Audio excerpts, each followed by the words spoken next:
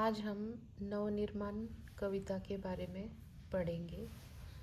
नवनिर्माण कविता के कवि है त्रिलोचन जी। त्रिलोचन जी का जन्म 1917 में हुआ था। इनका जन्म उत्तर प्रदेश के सुल्तानपुर जिले के कटघरा चिरानी पट्टी में हुआ था। त्रिलोचन जी का असली नाम वासुदेव सिंह है। इन्हें हिंदी के साथ ही अरबी और फारसी का अच्छा ज्ञान था। पत्रकारिता के क्षेत्र में ये बहुत ही सक्रिय रहे।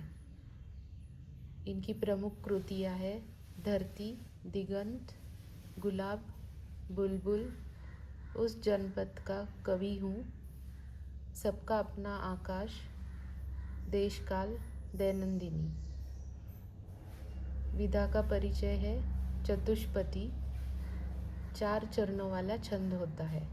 चौपाई की तरह इसमें 4 चरण होते हैं। इसके पहले, दूसरे, तीसरे, चौथे चरण में तुकबंदी होती है। पाठ का परिचय, यहाँ कवि ने आशावाद को दर्शाया है।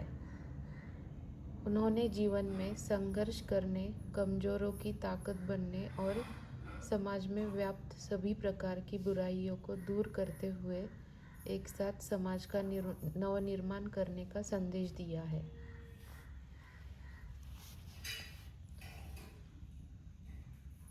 अब हम कविता की पंक्तियाँ पढ़ेंगे। तुमने विश्वास दिया है मुझको, मन का उच्छ्वास दिया है मुझको, मैं इसे भूमि पर संभालूंगा, तुमने आकाश दिया है मुझको। इसका मतलब है, कवि ईश्वर के प्रति कृतज्ञता व्यक्त करते हुए कहते हैं कि उन्हें पूरे विश्वास के साथ इस धरती पर भेजा गया है।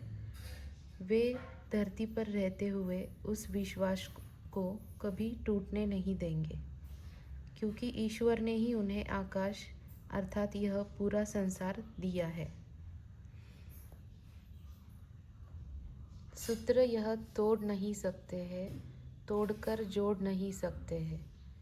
व्योम में जाए, कहीं भी उड़ जाए, भूमि को छोड़ नहीं सकते हैं। यहाँ पर कवि कहते हैं कि विश्वास का यह संबंध तोड़ा नहीं जा सकता, और यदि यह टूट जाता है तो इसे जोड़ा नहीं जा सकता। हम ऊंचे आसमान में भी पहुँच जाए, लेकिन जो रिश्ता इस धरती अर्थात लोगों से जुड़ा है उसे छोड़ नहीं सकते हैं। हमें अंततः अपनी सच्चाई को स्वीकार करना ही पड़ता है।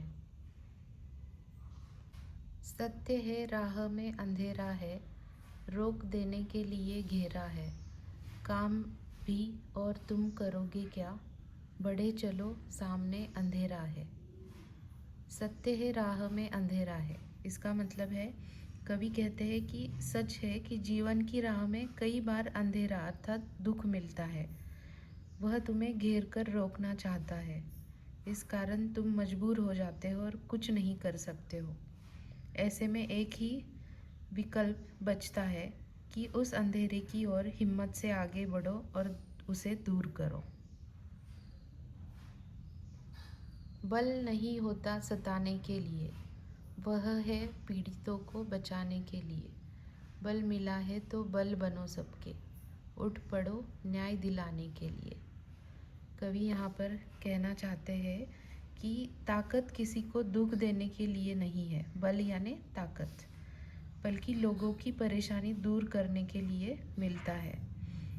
अतः यदि किसी को ताकत मिली है तो उसे लोगों की ताकत बनकर ज़रूरतमंदों को न्याय दिलाना चाहिए।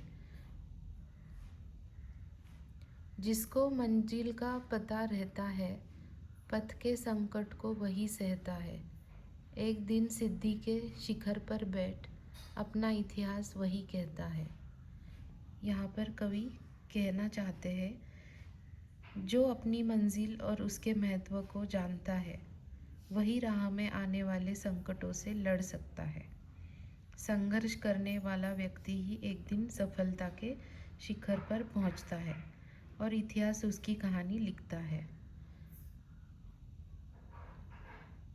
प्रीति की राह पर चले आओ, नीति की राह पर चले आओ, वह तुम्हारी ही नहीं सबकी है, गीति की राह पर चले आओ।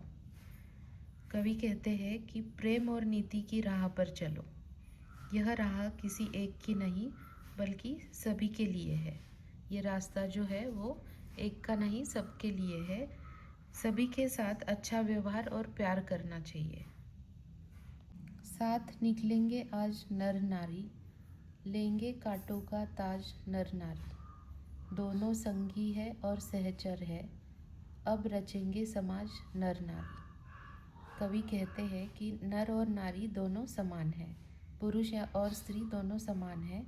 वे दोनों एक साथ संघर्ष की राह पर आगे बढ़ेंगे।